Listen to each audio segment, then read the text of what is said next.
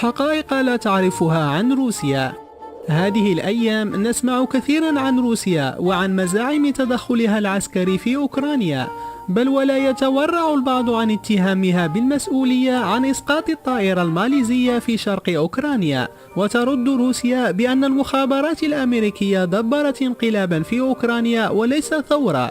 وسط تلك المزاعم والاتهامات المضادة يتكون لدينا أمر يقيني واحد، وهو أننا لا نعلم القدر الكافي من المعلومات عن روسيا بما يتناسب مع أهميتها، فهي البلد الذي ورث الإمبراطورية السوفيتية وورث جيشها القوي وأسطولها الضخم وترسانتها النووية.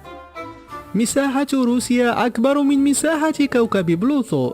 روسيا تضم 9 مناطق زمنية، وهي الدولة الوحيدة في العالم التي تفعل ذلك.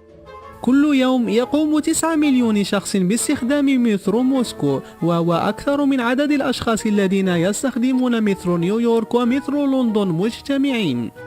يعتقد الناس أن الولايات المتحدة الأمريكية لديها أعلى معدل لجرائم القتل، والذي يصل إلى 4.7 جريمة قتل لكل 100 ألف سنة، لكن الحقيقة أن روسيا لديها أعلى معدل ب9.7 جريمة قتل لكل 100 ألف نسمة. يشرب الشخص الأمريكي في المتوسط 3.3 كوب من الخمر في الأسبوع، في حين يشرب الروسي 6.6 كوب من الخمر في الأسبوع. يستهلك الروس من الشاي ما يعادل 6 أضعاف ما يستهلكه الأمريكان. هناك في سيبيريا توجد بحيرة بايكال للماء العذب، يقدر أنها تضم 5 مخزون العالم من الماء العذب. منذ سنة 1992 وحتى الآن توفي العديد من الصحفيين في روسيا، أي 64% من الحالات الوفاة كانت نتيجة القتل. تعتبر روسيا 5 أخطر بلد في العالم على حياة الصحفيين.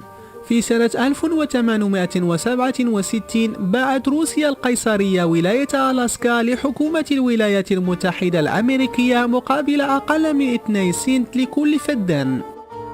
تمثل سيبيريا 77% من المساحة الكلية لروسيا.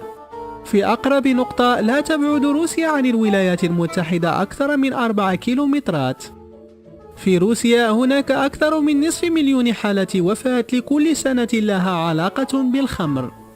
نتيجة الخلاف بين روسيا واليابان على ملكية جزر الكورال، لم يوقع البلدان على اتفاقية سلام لينهيها الحرب التي كانت قائمة بينهما منذ الحرب العالمية الثانية. لذلك من الناحية القانونية فالبلدان ما زال في حالة حرب. خلال عهد القيصر بطرس الأكبر كان هناك ضريبة على اللحي، فكل رجل له لحية عليه أن يدفع تلك الضريبة. يموت ربع الرجال في روسيا قبل أن يصلوا عمر 55 سنة مقابل 1% من الرجال في الولايات المتحدة. يستهلك الرجل الروسي في المتوسط 18 لتر من الخمر في السنة، وهذا ضعفي الكمية المسموحة بها طبيا. قيادة سيارة قاذرة يعتبر جريمة يعاقب عليها القانون في روسيا. يعتقد أن هناك على الأقل 15 مدينة سرية في روسيا تستخدم من قبل الجيش الروسي والحكومة لأغراض الأبحاث شديدة السرية. كثيرا ما تحدث الأزمات الاقتصادية في روسيا مثل التضخم أو الركود الاقتصادي. في تلك الأوقات يلجأ الناس لاستخدام الفودكا كوسيلة للدفع بدلا من النقود التي جعلها التضخم لا تساوي شيئا. عمدة مدينة ميجون الروسية أصدر قرارا بمنع الاعتذار. لدى روسيا 8400 رأس نووي فقط. قيمة شركة أبل أكبر من قيمة كامل سوق الأسهم الروسية. إذا أعجبك الفيديو لا تنسى الإعجاب والتعليق، ولكي يصلك كل جديد اشترك الآن.